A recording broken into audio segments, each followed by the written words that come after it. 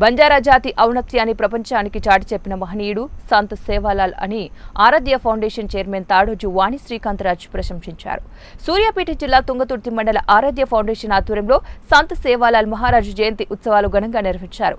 ఈ పండుగకు ముఖ్య అతిథిగా హాజరైన వాణి శ్రీకాంతరాజ్ గిరిజనులకు ఆరాధ్య ఫౌండేషన్ ఎల్లప్పుడూ కూడా అండగా ఉంటుందని హామీ ఇచ్చారు.